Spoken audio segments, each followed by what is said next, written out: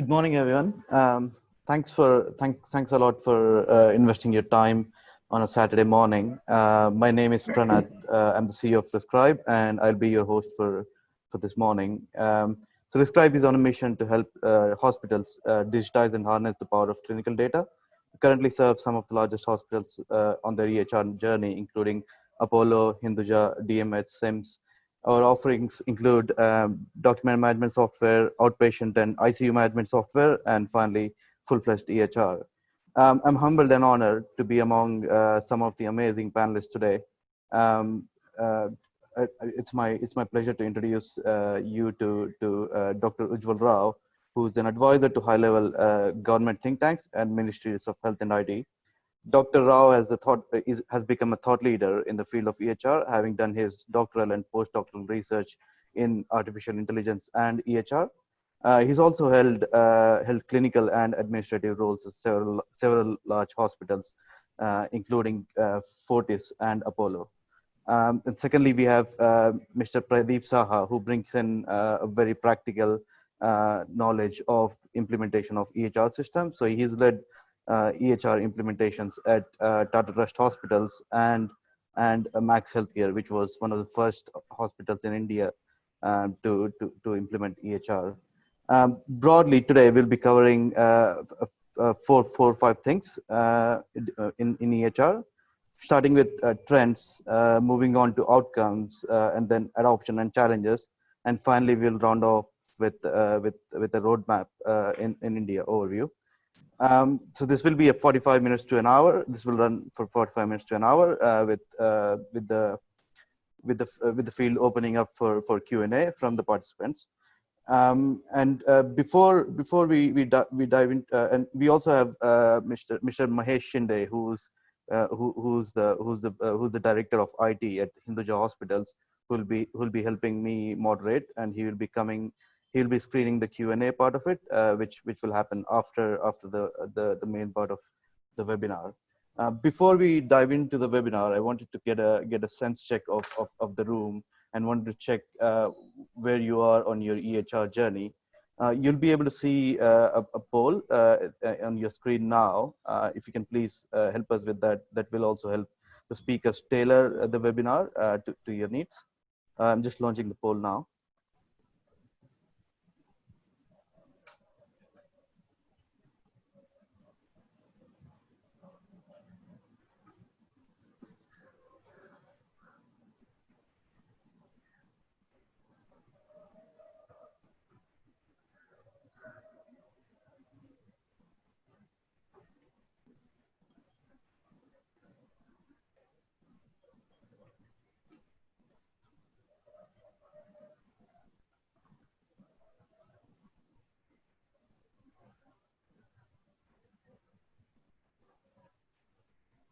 We have results coming in. I'll just give 15, 20 more seconds.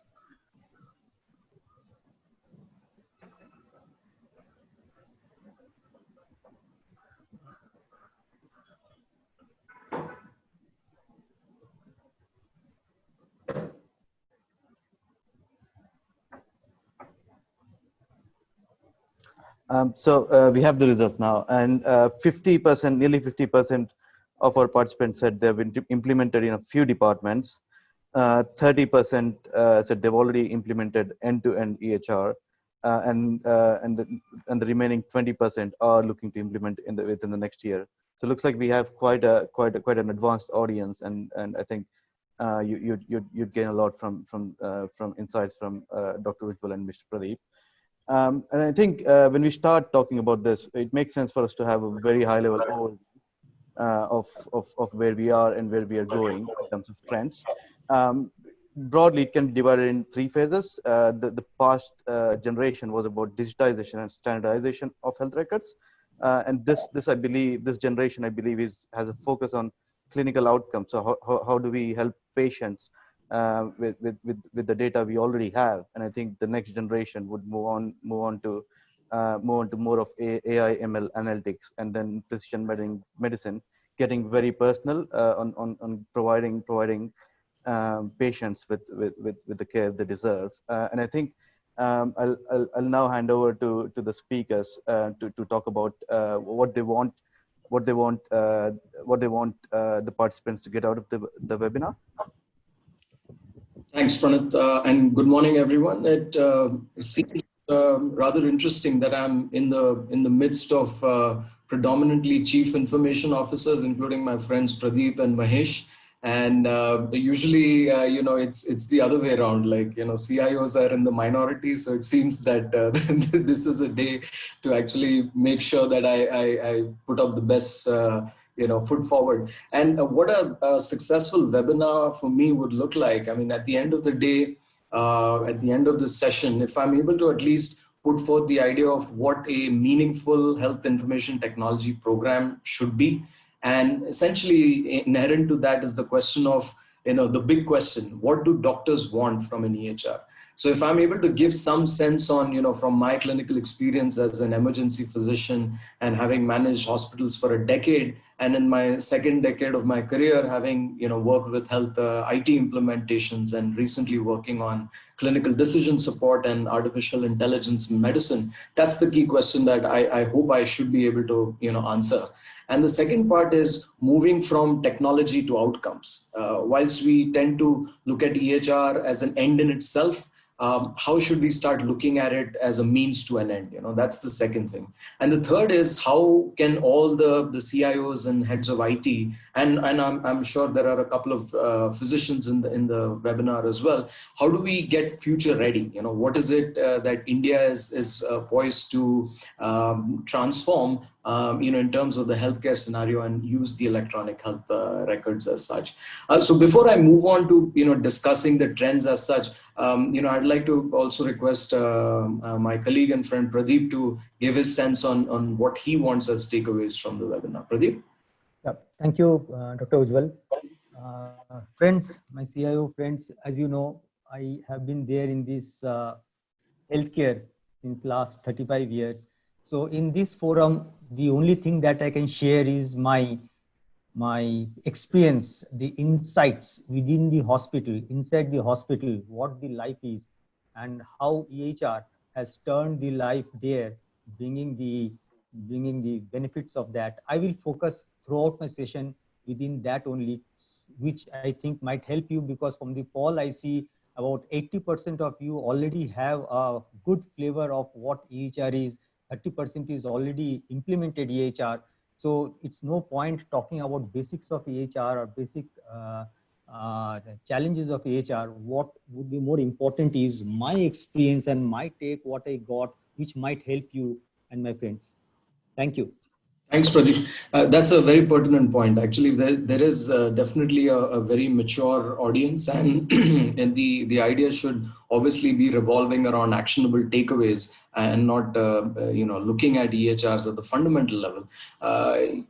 Talking about fundamentals, EHRs are not new. I mean, I was speaking to the team yesterday, and by some and one would argue that EHRs are as old as the Code of Hammurabi, in the BCs, I think 2000, 3000 BC, when the first code of how a doctor should actually, a physician should maintain a patient's record was written on like those hieroglyphs in Egypt that you find, and the code was that how a doctor should maintain confidentiality of the patient, and there were also penalties in terms of what if the doctor doesn't follow the rule as such.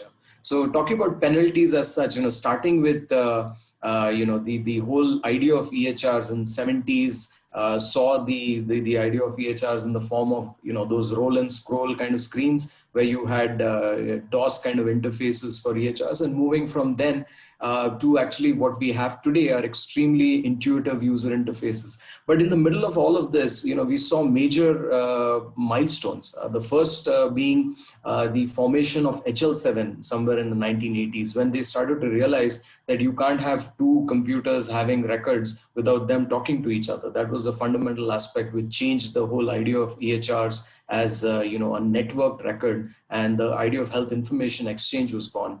Then somewhere in the 90s, there was a report from the Institute of Medicine. I would highly recommend, I'm sure many of you have read it, Crossing the Quality Chasm. And there's another report called To Err is Human, in which they talk about patient safety and how can evidence-based medicine and also technology help bridge that gap in patient safety. So that was, when they actually kind of foresaw, or rather promulgated, that by 2000, every physician should be on an EHR. And that report came out somewhere in the 90s, early 90s.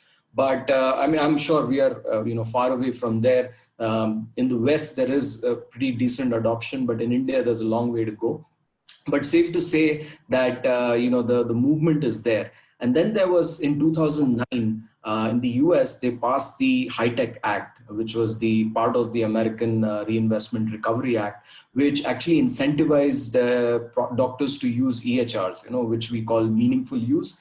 And then we saw Obamacare, and now MACRA and MIPS, and all of these movements actually catapulted EHRs, and also the EHR industry within India. There are so many organizations that have come up that are building EHRs for the United States, and there are benefits within India as well. But the fundamental aspect is, at least in the last 15, 20 years that I've seen EHRs moving from functionality to outcomes. And that's a clear movement that we've seen, And, I love the way someone put it, that EHR, that's electronic health records. Now we are moving from the stage where errors were happening regularly as an EHR to everyone has responsibilities, EHR, So that's the movement, I think, which is critical in the way we are collecting data and trying to make sense of that data, so that we are able to help doctors gain excellent insights from the data within the EHR. And obviously the idea of adoption itself is something that we're going to address deeply today, and that's something that we'll go further in our conversation with. Pranath, you're muted, Pranath. Apologies. Thanks, Dr. Ujjwal. As Dr. Ujjwal talked about outcomes, it makes sense for us to dive into them. And I think overall, we look at three perspectives. One is from management, for costs and revenues. Second is on patient safety. And the third is on clinician quality. And drawing from my investment banking background, I think what I see is that hospitals are in a push. With low margins coming down, driven by regulatory frameworks, including caps on different treatments, and I think EHRs do have a big role to play here in decreasing costs and also increasing revenues. So we have some amazing perspectives from our speakers. Dr. Ujjwal? Sure. I mean, before I jump into the whole idea of the costs and revenues, maybe Pradeep, you might want to talk about the operational efficiencies from your deep experience in EHR implementation, Pradeep. Okay. The big word that we keep on hearing from our CFOs and CXOs is how has the EHR brought down the cost? Number one, how has the automation regulated or controlled our manpower cost? Now, friends, let me tell you, when we talk our decreasing manpower cost, we don't mean that people should lose their job. We don't mean that we should have minimum manpower in the system. What this means and how we justify ourselves that we are actually bringing down the manpower is by involving the department people into this EHR, engaging them to run the EHR in their respective departments the way it should run, thereby bringing in, number one, more efficiencies, and number two, not going for any extra manpower. That's important. Not going for any extra manpower. These two combined together gives a benefit to the organization, which we, in other words, we justify and we say that actually we have decreased the manpower. Because the word decrease we have used because that is the generalized word that people use when they talk about manpower. But that should not be interpreted as moving people out from the system and bringing down the count. Count remains the same, but the efficiency goes up. That's what the EHR is for, and EHR can do actually. That's one side of the operational side, and the other coming to the clinical side. this EHR doc does not allow records to get changed, which means that doctors are aware that once I write something and I have submitted that, that becomes the Bible and the history for this patient as a medical record. They have the right to do the addendums, change and do whatever, but what is written and submitted can't be changed. This looks little difficult initially, but slowly when doctors mentally they come to know, they know that what they have to do, because the system is also so intelligent and interactive. It guides the doctor to write what exactly that data should go in that particular field or that particular form, which saves the organization from two aspects. Doctors can never get into the word which we call malpractice, which is a wrong word to use, but then that's how life is, and no litigations for them, and no even in organization doesn't face any litigation. So these are few things which we'll see, and in my coming slides we'll talk more about that, how actually this helps the life of the doctors, clinicians, nurses, to ensure that organization actually gets into a good efficiency mode of clinical care.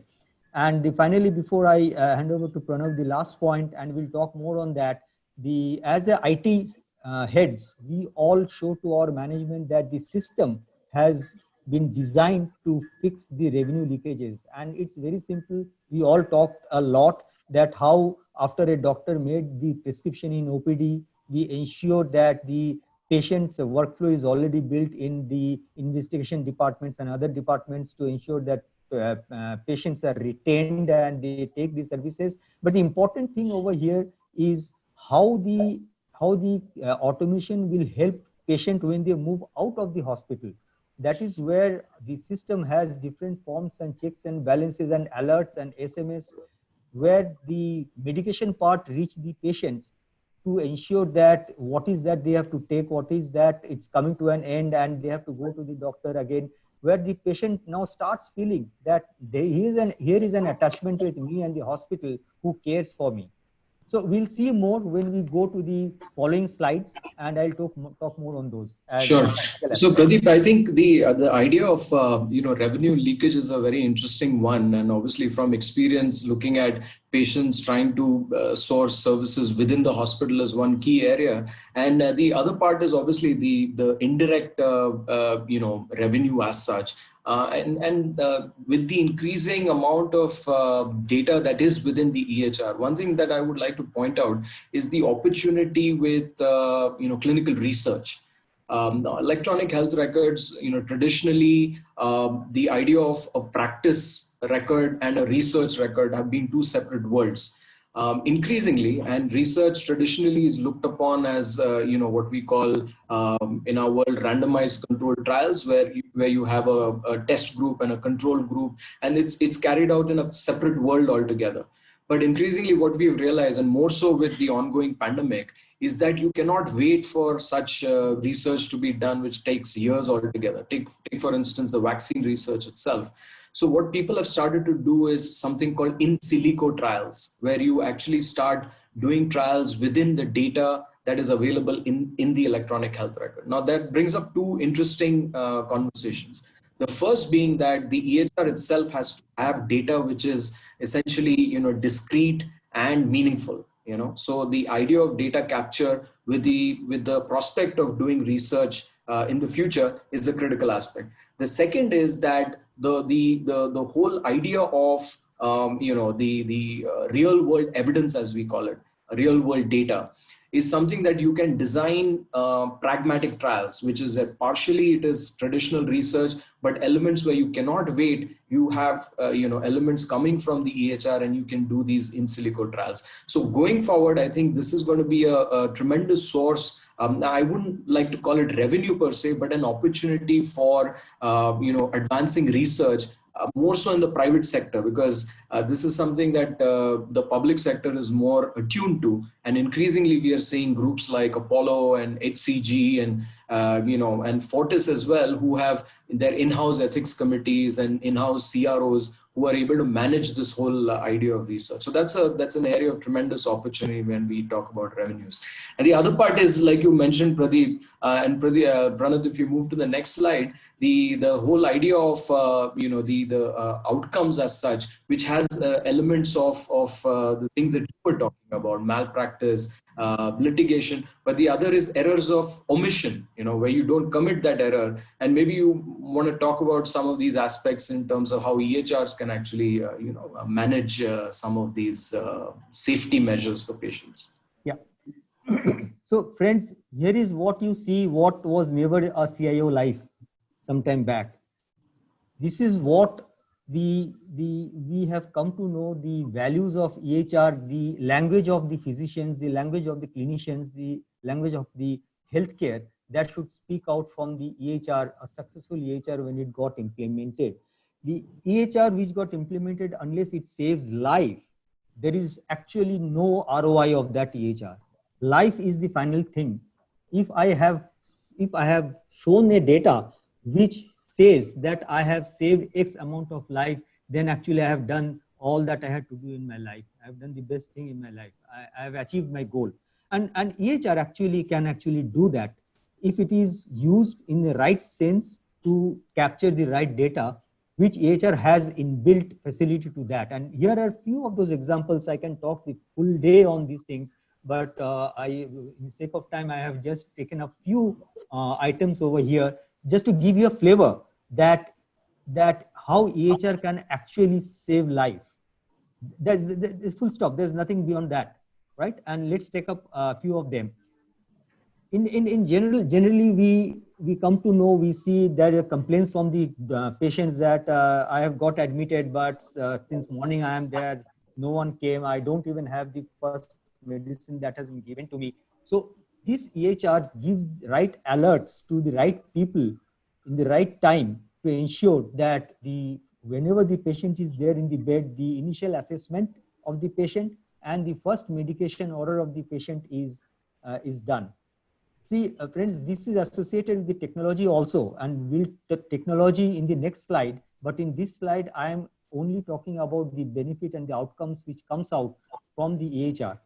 And let me tell you, doctors don't have to worry on such things. They don't have to be aware and conscious about doing all these things. It's the normal life automatically in the flow of the EHR which comes up.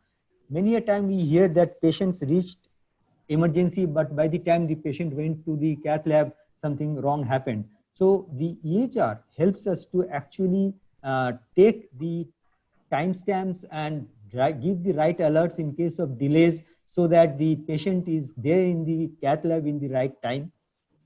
There are many times we see patients doing well in the hospital, but suddenly you hear that no, patient has gotten heart attack, or patient has gotten serious and has been moved to the ICUs. Why? Because there are a lot of hidden things which keep on happening within the patient, which comes up, which even the doctors don't know. Now, here is what we call VTE, venous thromboembolism, that when a patient is lying for a long period in the bed, there's a possibility that the clots get formed in the veins in the lower abdomen, and clots, we all know how dangerous it is, which can shoot up anywhere in the body, and patient starts getting stroke. So this EHR, in my previous organization, we had made this mandatory. Question is, will the doctor do? Answer is, doctor will love to do, because this gives them the great way ahead to ensure that their patients who are long staying patient in the hospital at least don't die for a reason for which the patient has not got admitted.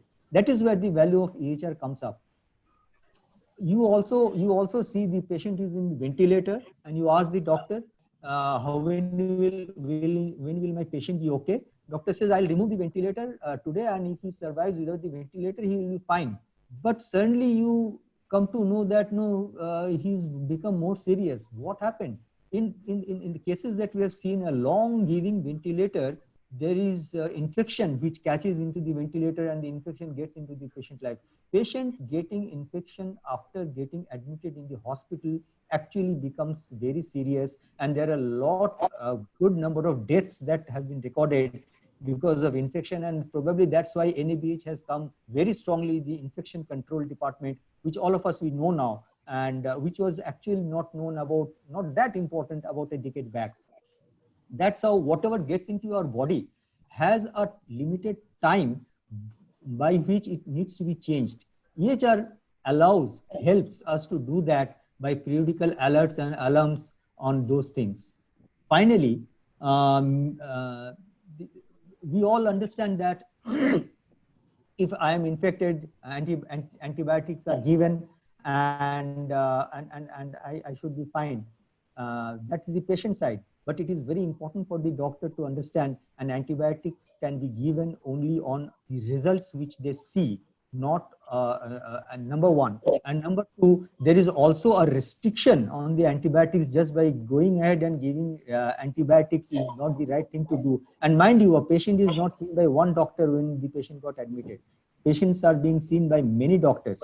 So when the doctors order, there is a facility in the EHR which pops up on certain list of medicines which says that these are actually a restricted antibiotics. Have you done your homework better? Have you seen the results well? Have you seen the previous medication, the current medication, and after that you're giving this particular medication? Friends, these examples which I'm trying to tell you actually shows so much value to the doctor. I'll repeat my word. Doctor will not ask why. Doctor will rather say, why will I not? Because this is their life. These are all hidden things which pops up from time and again, which actually creates complication in the patients when they are admitted within the hospital. And there are many such things. When you talk to your doctors, they will come up with such things, and you can easily inbuild these things into the EHR system. In the coming to the computerized physician order entry, this has two parts. One is clinical part and is the administrative part. The clinical part is very clear. You get a very clear doctor's order, doctor's note, readable doctor's note. No one can make a mistake on that, and the note keeps on building up, and at the time of discharge, the discharge summary is also ready. The administrative side is we all still today fight with the TAT for our discharge patients, particularly for the TPS. Now, if you have a right computerized physician order entry done in the right time, the very well formatted data can easily go to the TPA periodically to get the approvals and not wait for the last moment to get the final approval will still be taken in the last day, but most of the approvals would have already come by the time the discharge date has come.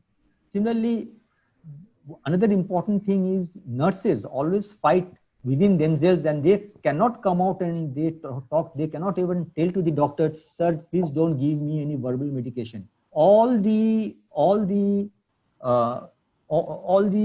nursing superintendents in the meeting, they say we will never take verbal order, but when they go to the floor, they don't have a choice. Doctors on round, they say verbally, and there is no choice. They have to take up those medicines because that saves life of the patient. So verbal orders being taken. But with the EHR, verbal orders are allowed even in EHR, but that doctor has to take the responsibility to come and sign whatever verbally he has given, which otherwise was already forgotten. So there's a responsibility in a sense which is coming in now. Even if a doctor gives a verbal order, which the EHR is a mandated in the EHR that all these orders need to be signed by the ordering physician. And finally, many deaths in the hospital happened because of wrong medication. If the deaths had happened because of infections that patient got within the hospital, deaths also happened because of wrong medication. Sometime back when this was getting implemented in Max Healthcare in 2010-11, the data that was shown to us at that time was in USA 30% of the patients die because of wrong medication.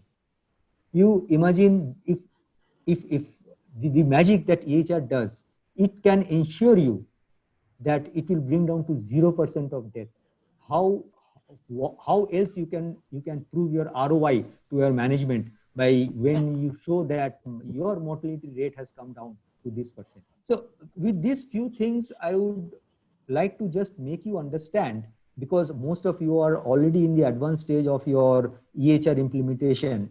The only, if the success of measure, the topmost success of measure of EHR getting implemented is the data showing that you have brought down the mortality rate.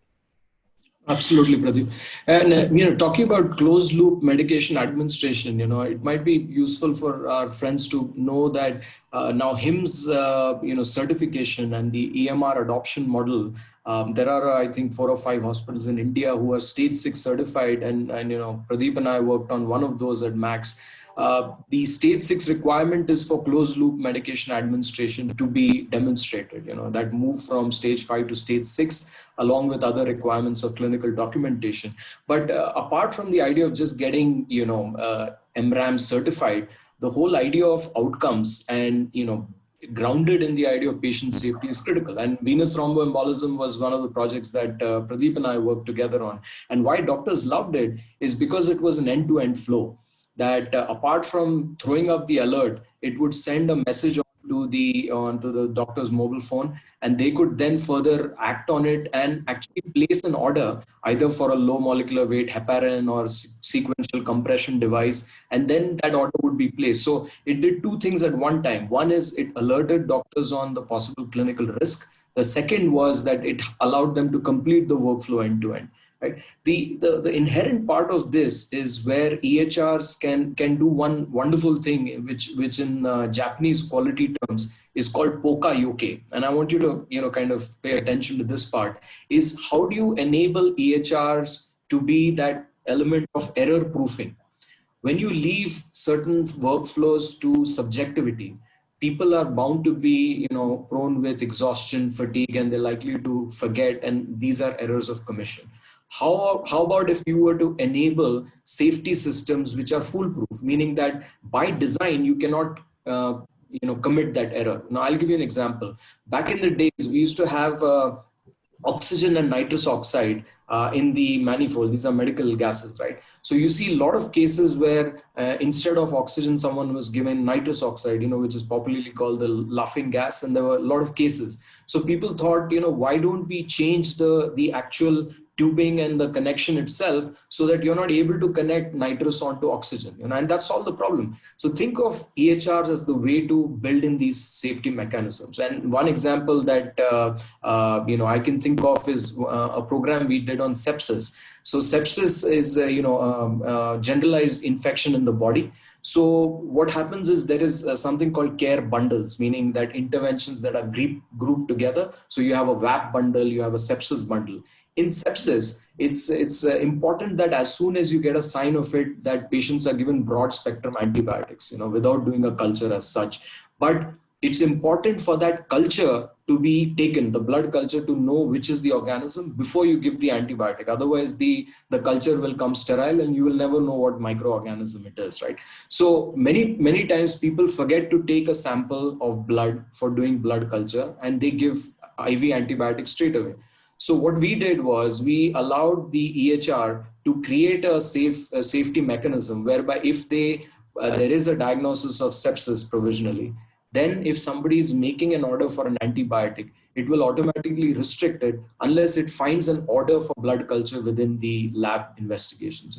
So these are simple mechanisms, but if you see that the outcomes and the implications of these are huge, because then it gets multiplied manifold. Thousands of these start coming up every month. So your safety mechanisms are basically poka yoke. They are error proof, right? The other part is closed loop medication administration. We talked about verbal orders as well. Now all these elements are from the patient safety. How do you not commit an error? The other part of it is how do you improve care, right? And the fundamental aspect of it is to have a longitudinal patient record. And the reason why we have moved from EMRs to EHRs, and every time somebody says, electronic medical record, I say you've got a lot of work to do, because you need to evolve to being an EHR, because the health record is not the hospital centric. It's patient centric, meaning that even care and episodes outside of that hospital would be available within the health record, and that's important for physicians, all specialties. And not only that, the idea of the health record being not a sick record but a health record, meaning that you have details on what the patient eats, what time does he sleep, and how long does he sleep, how much exercise does the patient get. Such kind of details are very critical. I mean, nutrition is one area which is, heavily ignored in the idea of medical sciences, and that is becoming increasingly important. So for managing population's health, it is important to know what the patients are doing on a day-to-day basis, apart from the clinical encounters that exist within the hospitals, right?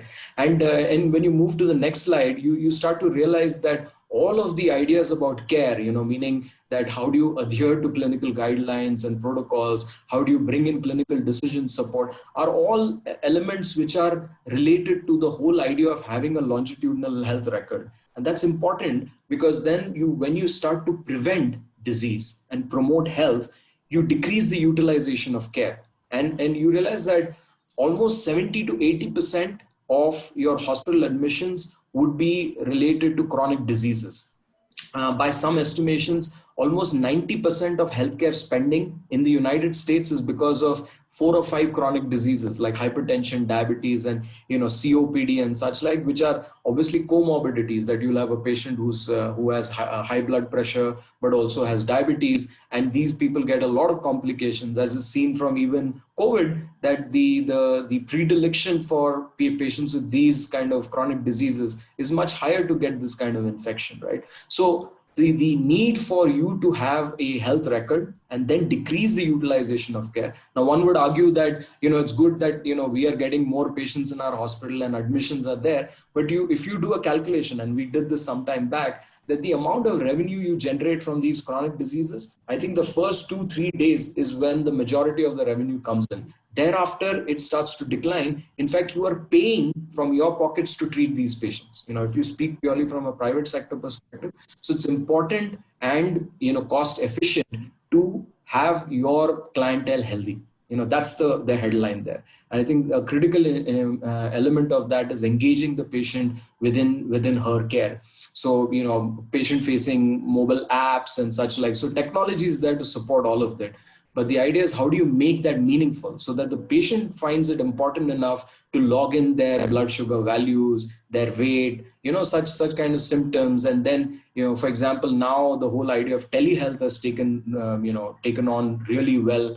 How do you actually reach out to the doctor and have a video call and show him some of your prescriptions without having to go to the hospital? All of these things happen only when you have a longitudinal health record. And I think it's important for us to realize that the EHR is that single source of truth, and it should be treated as such and designed as such. We'll talk a bit more about the design of the EHR in the following slide.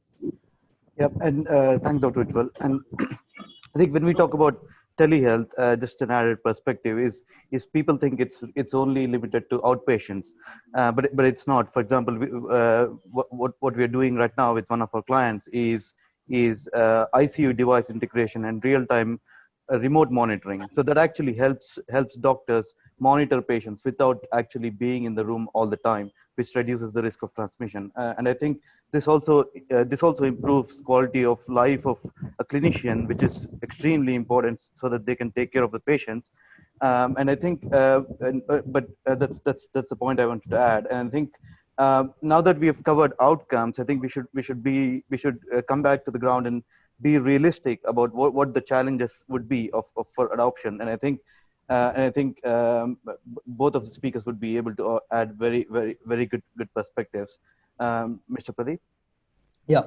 So after getting into those actual things in doctor's life, here is what I would like to give you some thoughts and ideas on rolling strategy. See, even if you have already rolled out, for my friends who are planning to rolling out, for my friends who already have partial rollout and doing the rest, I'm sure you must be having basic things like steering a governance body or a core operating team who would be doing all these things. what is more important to understand is more of the, while I spoke about the doctors, nurses side, how important or where exactly IT should focus to ensure that they are actually a well supporting team to the organization when the doctors are using these things. So let me take an example.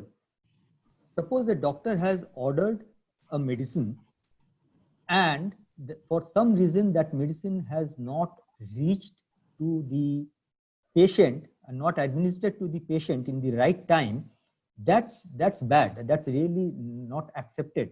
Doctor has done his part, but the medicine is still not given to the patient and nurses. Now when you try to look into the cause of this, the pharmacy might say that I have not received the order, or I have received it late. Then pharmacy said, "Oh, I have sent it." Then the nurses said, "I have not still received anything, any alerts on those things." So these are nothing to do with doctors and nurses. These are straight away our workflow failure, our IT workflow that you have defined a failure on that.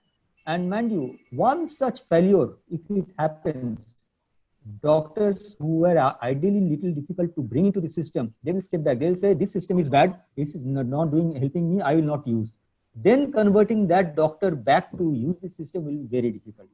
So what is more important before we ask to our doctors and nurses to use, we do 100% and more than that check on the workflow, because this full thing electronically works under the defined workflows.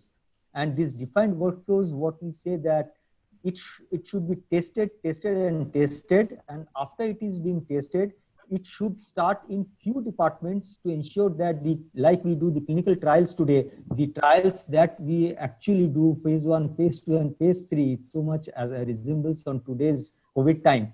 This we have to have a phase 3 trial successful, only then ask the doctors to do to prescribe their orders. Mind you, this is all life. One wrong thing is one life. So we can't go, we means IT cannot go wrong anywhere within the loop. That is why we thought we'll put a rolling out strategy. While there are certain things written on the screen, my thought to convey to you is do your exercise well to ensure that the data flow between one user to another user is seamless. And these days, many hospitals have disparate system. In the disparate system, data from one system flows to the another system. Maybe there is an integration engine in between. There, the risk of missing the data are more higher than a system where they have just within a system. So, these are all IT part. All the CIO friends over here. That's my thought. I thought I share with you. We should be absolute, and even if it is working fine, there should be some test runs periodically to ensure that things that are defined from IT side runs fine. But while we do that, we are talking about that, parallelly technology doesn't stop.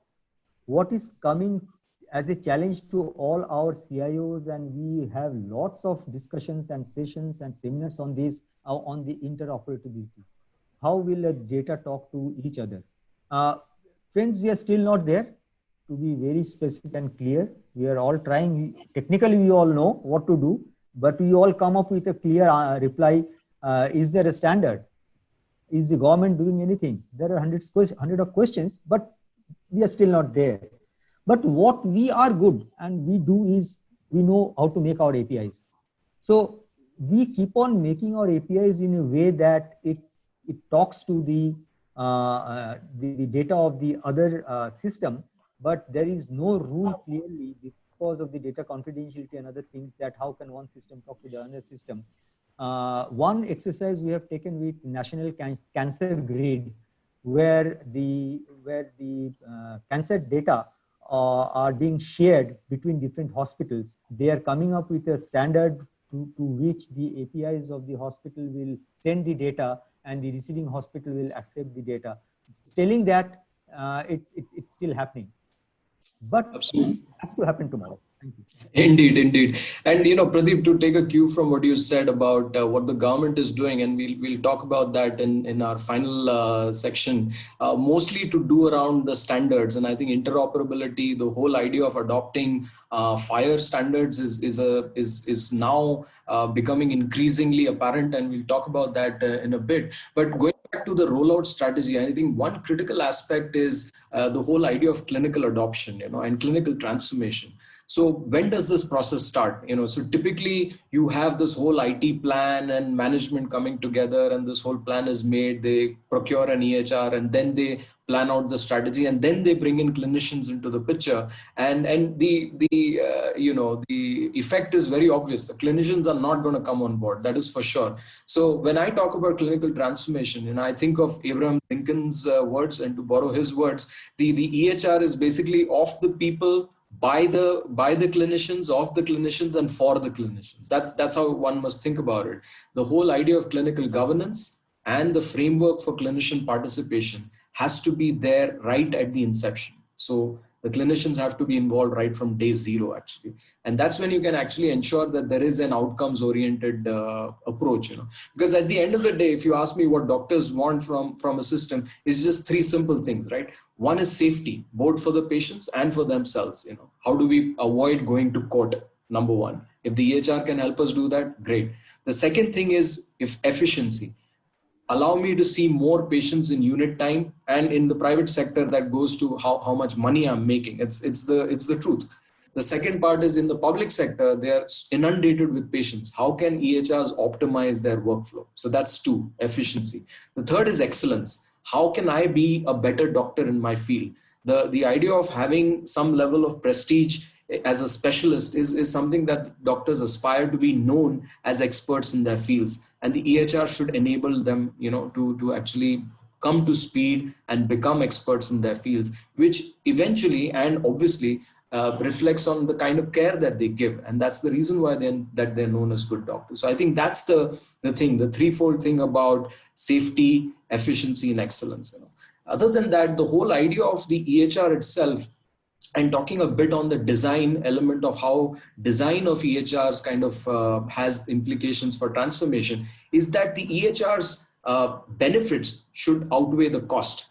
Meaning that if I'm able to get an end-to-end workflow, for example, we took DVT as in venous thromboembolism, an end-to-end workflow to avoid complications, the benefit of that far outweighs the cost of me making data entries. But if you go and ask doctors, please enter data, you're only asking of them without giving back to them.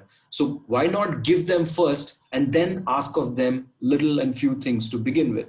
And in the OPD, it's very difficult for doctors to enter data, right? You have very little time to actually do that. So think of a design where you bring in necessary and sufficient information. IPD, you have flexibility because there is some amount of time when we go on rounds. We have juniors who can do some work on our part, but OPD, that's probably not possible, right? The other element of the design is that we have this approach of one size fits all. I think that doesn't work. You have to think of specialities and their workflows. They're very typical to that specialty, and the EHR should be designed as such. And that requires that you involve those clinicians in the design conversations. And a similar point is to talk about their own language. So avoid using tech language in EHRs. So, things like copy syntax, or somebody called it, named entity, these kind of terms put off doctors. So speak their language, and that's kind of really critical. The other part is efficiencies within the system. So think of designs which allow efficiencies, and do as much work possibly with automated triggers, as opposed to having doctors make those entries. So I'll give you an example. I was recently speaking to a CTO on the design of the OPD, and there was a trigger which said end consultation. So that's a button that the doctor is required to put in every time the patient is being seen in OPD, and you finish that consultation, you click that button. So the moment you do that, what happens is the doctor is required to do that every time he's seeing a patient.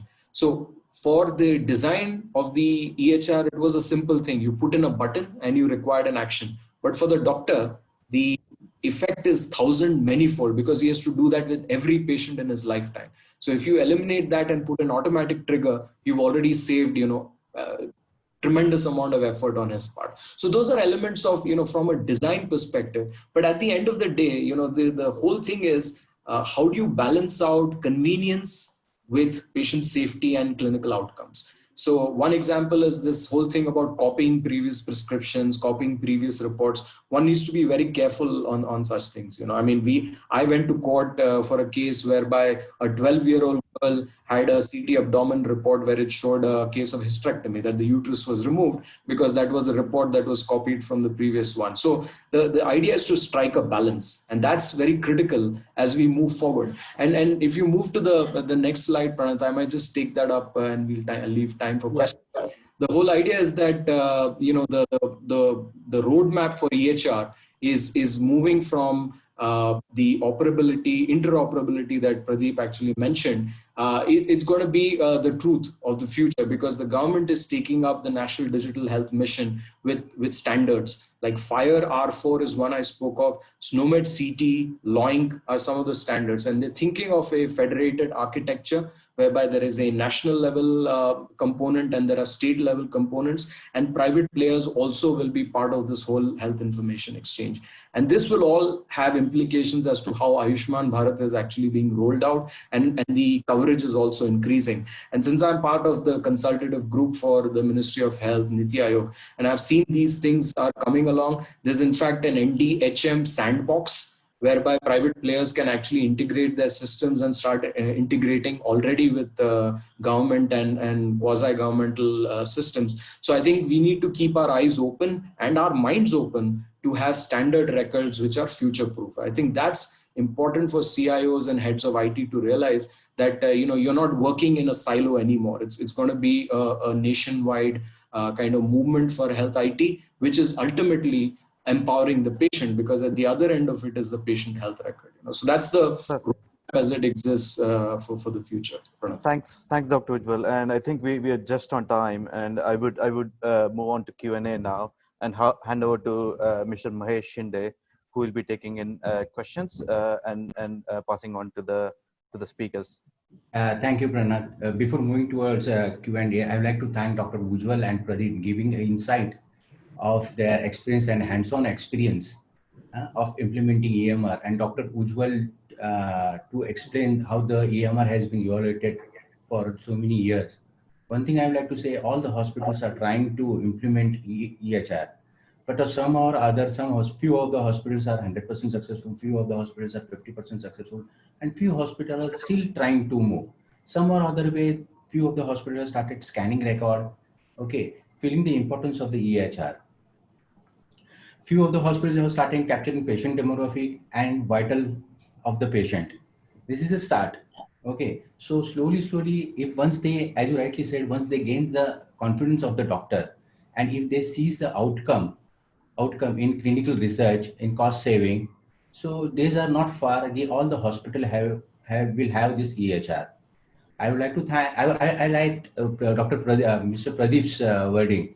All this collection of the data is only for one thing: is to save life, and nothing is more than important than our life. Okay. And thanks, Mr. Pranath, okay, who has brought this platform to understand in-depth knowledge of EHR and hospital and very good speakers who the hospital who wants to move towards the EHR. This will be a good guidelines for them for the implementation. We also have implemented few products of this scrap systems named called as the SCORS. Okay, we are also moving towards having a full-fledged EMR with them. Currently, we have started with capturing patient demographic, and few of the doctors are writing with the, we are scanning the records for the doctors. But the most important part is there, whenever and wherever they are, they get the information on their tip of the fingers with the help of the SCORS system. Okay. In the interest of the time, I'll be moving forward to the question and answer, Q&A. Perfect. We have some questions coming in.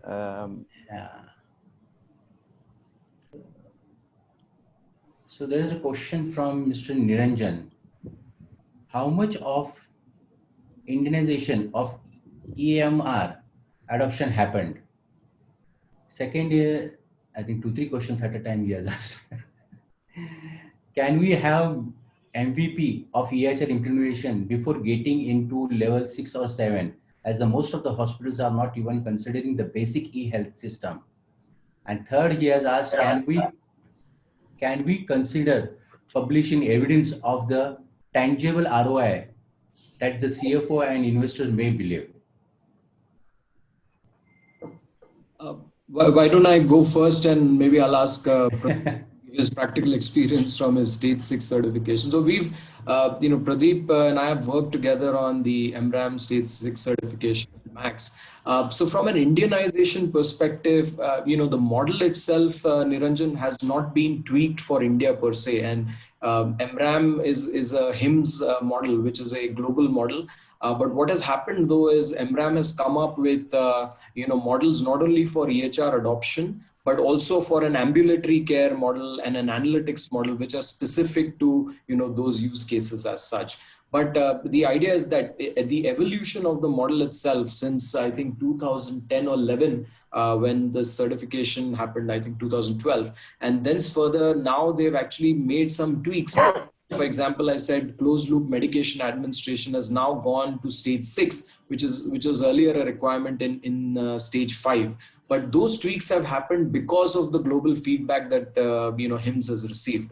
But that being said, the certification process initially is more on self-compliance and self-declaration. And with stage 6 moving on to stage 7, it starts to become a more stringent process. So having a minimum viable product of EHR, will probably actually give you elements of becoming able to apply for certification. But when they do come for the actual they don't call it audit, but the whole compliance process, assessment and review, they will look at end-to-end processes, because stage 7 essentially requires that some of these elements go across, meaning that you have CPOE above 95%, you have clinical documentation in nursing up to 90%. So if you just have an MVP, it will not make the cut. So you'll have to get prepared for an organization-wide rollout for MRAM stage 7 certification. Niranjan, you want to add to that, Pradeep? Just the last part of the third question, the ROI that he mentioned. Niranjan, in my presentation, I did mention that there is nothing beyond life. If the data, if you can show some data to the management that how this is utilized to actually save life, that actually quantifies more the ROI. I want to keep that short with this. Yeah. Yeah. Excellent. So, Niranjan, it is still your initial stage. So, hospitals are trying to move forward on the same. Second question is Anand Patil. What all department must be there in EHR? There's no choice, all departments. We mentioned about difference between EMR and EHR. EHR is the health record. It means sometime back we thought, why should a diet be so important? Now let me tell you, NABH is telling that diet assessment, writing the diet in the OPD is mandatory. Doctors are not doing that because of the sake of time. So all these guidelines are coming and they're becoming so strict. Each and every department has a role to play to form the patient health record. I agree with that. Third question is from Atul Unmak. Is there any legal angle? If any medical legal case, will digital document considered as evidence? I'm sure Pradeep has evidence on that. So I'm just reminded of the Indian Evidence Act and what is admissible and what isn't. From experience, I can tell you that some of the EHRs have actually become admissible evidence within some court cases that I've been part of. And one of the arguments was that the irreputability of EHRs, meaning that once you actually have a foolproof system, you can have an audit trail and a timestamp that you cannot repudiate, meaning you cannot change that. So that actually improves the value and the significance of evidence in court actually. But again, it again depends on the case itself. So there is not obviously a answer saying yes, EHR is admissible and paper isn't, or vice versa. It again depends on the merits of the case. So if the judge actually, admits that evidence and sees merit in that, that will become part of the evidence trail in the case as such. So, Atul, I would like to tell you that this should not be seen as a fear by the doctors, because I mentioned that when you actually write the notes, there are areas where doctors can actually go and rectify their notes. It ethically is not right and clinically is not right to change the note after the action has happened. So you are certainly not allowed to do that. But before the action has happened, you can always go and change the note. So doctors are not, they should not be fearing this statement that this once I have written, it becomes the Bible and it might go to court. I have faced this. Lot of doctors have had been questioning me कि ये तो change नहीं हो सकता, then this is not right thing for our profession. So but then as I said, the screens are so user friendly that doctors will not make that type of mistake. That confidence we have to give to the doctor by showing them these examples, and that's where probably your question was coming for the court. So don't worry on that at all. It can't be changed, number one, but it should not be changed, number two, but they cannot make a mistake the way it's going, it's designed. Yeah, thank you. I think we have a question from Ms. Shweta Bhatnagar. How to streamline any demographic implications, impact of healthcare market, internal, external forces on EHR implementation? So, the demographic implications in terms, and I'm trying to get this question right, in terms of, what kind of patient populations exist within EHR, and, how these kind of play in this whole world of, research and real world evidence. Is that the sense of the question, Pranath? I suppose that is, right? I believe so. Okay. But Let me address it from yeah. that. So when someone says demographic implications, and I'm just trying to get those two words into context, implication obviously is the kind of patient populations that exist within the EHR, and how do you look at that in terms of for example intramural grants for research and such like. So it becomes a critical portion of how you bring out patient populations as when you present these research proposals. The other is that you can also do kind of patient lists, meaning how many females with above the age of 50 had a glycosylated hemoglobin of 6%. So if you're trying to look at diabetes in elderly women, that becomes a critical portion. But the implication then there is that you need to have a standardized record and to know that, yes, every time somebody says female, it is female. Now, in my experience, it's possible that even the gender fields are actually, there are data entry errors in that. So one must have validations just at the time of data entry itself. And now the whole idea of gender has just gone beyond this,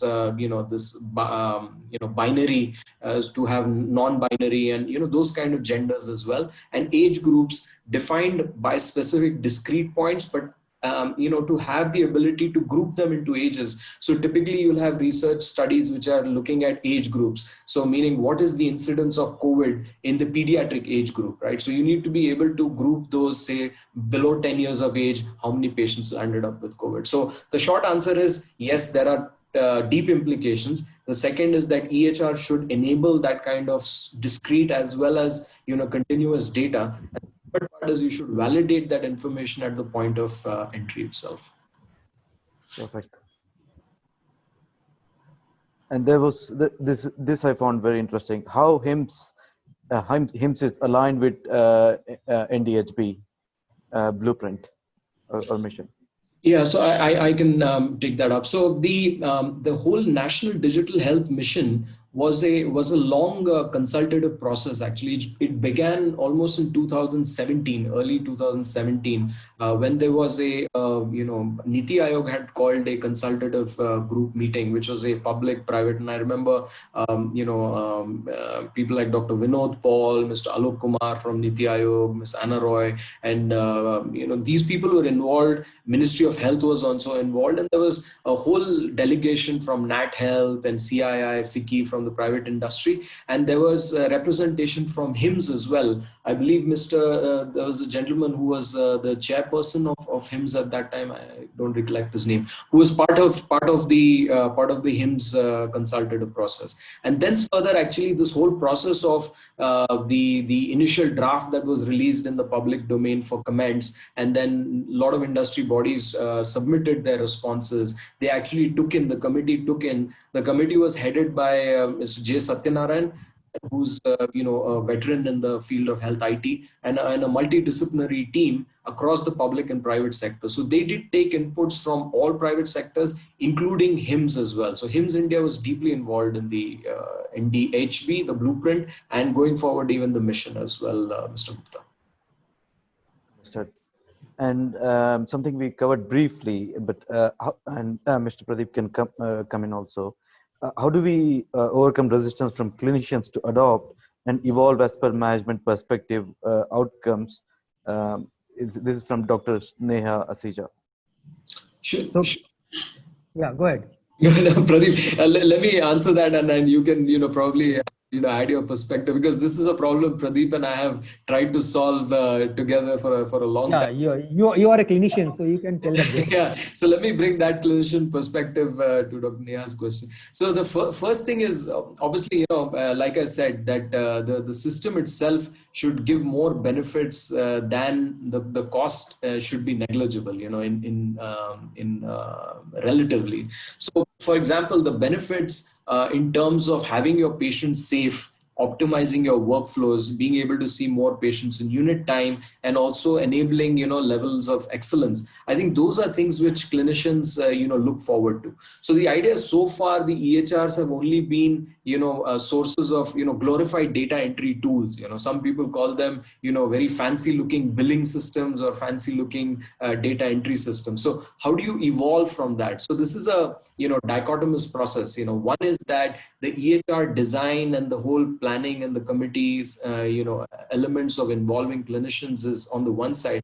The second is for our clinicians also to be open, in terms of broadening their horizons, that whilst I'm doing all my banking, all my messaging, my shopping online, why is it that I am still on paper when it comes to my patients? It's a very paradoxical situation, and I think that's one thing that even doctors need to start, thinking progressively. And at the same time, the IT and the management teams also need to start thinking of doctors' concerns and be very cognizant of the doctors' lives and their day-to-day workflows, to make sure that the system and the whole plan and the rollout strategy is aligned with clinicians' needs. So like I said, if the EHR is of the clinician, by the clinician, and for the clinician, I think that's when doctors would really take up this thing, and the resistance would vanish, is what my experience is. Pradeep? I'll just give one example. Again, I'll cite all examples of hospital. That's what I've been doing. We as an IT guys, we have never heard a word called Clavin Dindo. Now that's a word that is surgeons use. So when this is a very broad word that will the clinician use, they will, provided you're talking to a clinician who belongs to which specialty. So if you're talking to a clinician who is from a surgical specialty, and if you say that, sir, in the Clavin Dindo, by implementing Clavin Dindo, you can actually save your patients coming back to your hospitals for reoccurrences of something. Clavin Dindo, my dear friends, is something which, when the patients, doctors operate something inside the body, they know that by this particular operation, there could be the other complication in future. So that prediction which doctors know, that is their life. They never thought that a system can help them in telling that this patient will do that, and that reminders keeps on coming to the patient. Accordingly, support can be given, diagnosis can happen. We have to now educate ourselves, come out from the IT, remove the IT hat, get into the EHR, understand their life more and more, interact with them more, give them the food which they want to have. Then there is no reason why they will not do that. That's just one example I thought I'll give.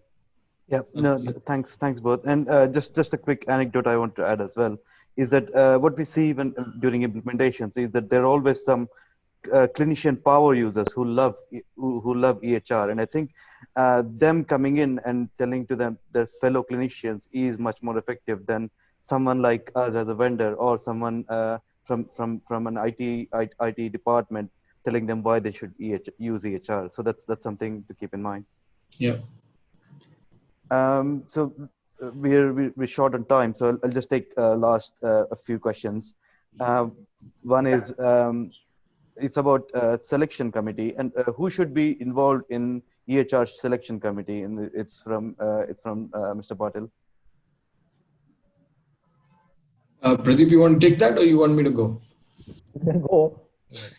So obviously the management team, comprising, I mean, that's a given that the core management team right from the top, I think the chief executive definitely should be involved from a business perspective, and having the whole element of there is usually a purchase committee within the hospitals, and the chairperson of the committee and the CIO.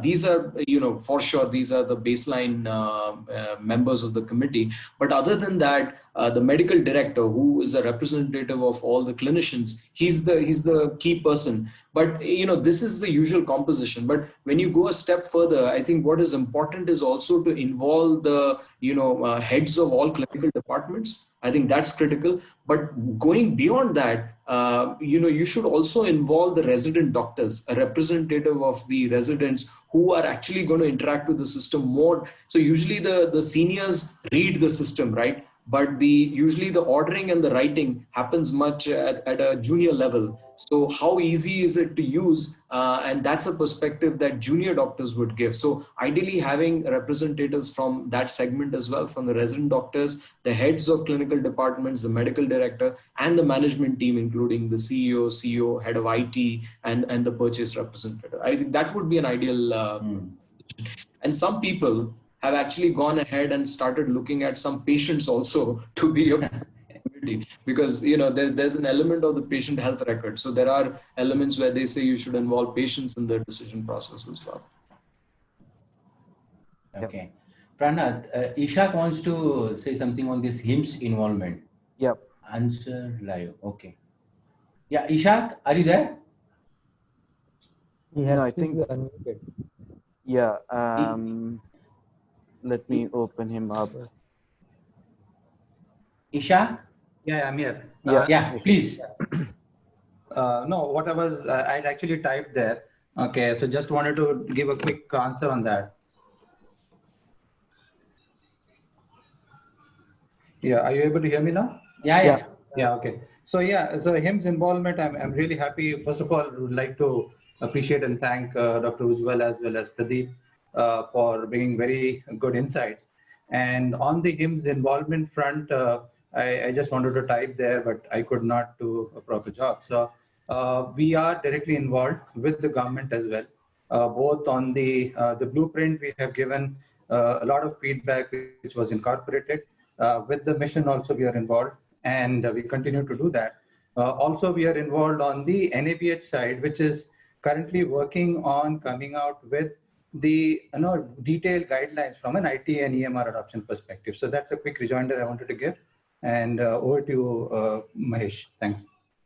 Perfect. Just as a reminder, Mr. Ishak is a board member of HIMSS, so he's able to offer a very real perspective. And taking in more questions. So, do we have any standardization in EMR process currently? It says it is currently doctor specific. Most doctors are not on the same page, and expectation of a dynamic doctor specific system is not possible.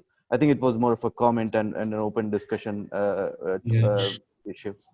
Yeah. I'd like to add to that. Yes, I mean, it is an expectation to have a system that fulfills everyone's requirements from a specialty perspective. It's obviously a very tall order.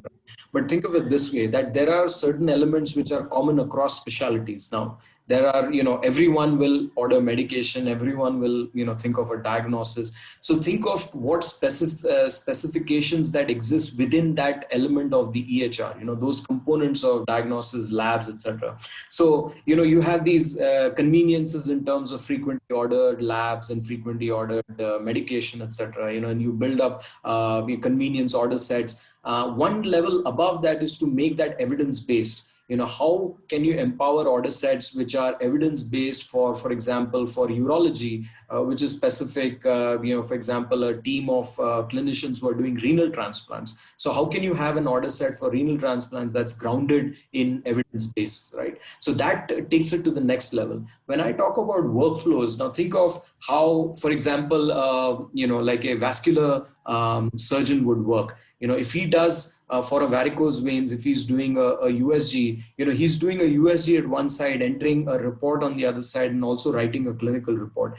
Now, the idea of the workflow is the components are the same, but is he able to work those three things in tandem? Will your system allow that? So thinking of that in the user's shoes is, I think, one critical aspect, without having to, develop 63 different EHRs for 63 different specialties. That's not the ask. The ask is the EHR is the same, the core components are the same. How do you actually make it by one, convenience, and the second, the basis of evidence, and finally the workflow itself? I think that's the key piece which is required for design of systems. Perfect. I think we'll take a last question before wrapping up. How do you see the uptake of speech to text recognition conversion while capturing the electronic medical records at point of care? So far, we have seen that doing well only in the department of radiology, probably, where the reports are done by this. In the OPD, there is a very slow uptake, because the way the systems are designed, as Dr. Ujjwal also mentioned, they have to be very fast in OPD because of the queue outside. There are few but meaningful few data to be captured, which is just from the drop downs and tick, and the data is already there. That's why the doctors, when they are given both choice, first they do prefer for the automation speech, but then when they actually see this, they feel more comfortable with this. So uptake is not much on that, but in the department of radiology, we did see that in percentages more than any other department. Just to add to what Pradeep said, and Mr. Prashant Singh, I think the question is very relevant, specifically in terms of all the NLP and natural language processing, natural language understanding, and all of these technologies are rapidly developing. I think from a tech side, the technology world is far ahead of us, in terms of doctors adopting these systems. The challenge is, how do you actually fit into the workflow? Like, are you generating this information at the point of care? Now think of a doctor in the OPD. If he's trying to generate a record, are you, kind of recording the entire patient-doctor conversation? So there are implications for privacy, confidentiality. I'll not get into that. But the whole idea is that, is the system able to make out what the patient conversation is from the doctor's conversation? The second part is the expectation is what you had in the traditional world as a medical transcription workflow, where at the end of the session, I go and record, or at the end of the day, I go and record these and then send it over for transcription, right? So typically think of, rather than humans, machines doing that, translation and understanding. So the technology is there. It's how do we start using it? And the whole idea of computer vision and computer hearing, I think these fields starting to come together, along with the idea of understanding handwritings as well, which is now really mature since the time I last saw it in 10, 15 years. And now I've started to see like really mature systems. I think even Pranath and team are working on a similar model for NLP. I think the combination of voice, conversations, vision, and image analytics, and the idea of NLP on handwriting, this whole thing is coming together to have like tremendous progress in the idea of natural language processing in the field of medicine, specifically in the outpatient department, because that's where it's most required. So it definitely is bright for this field.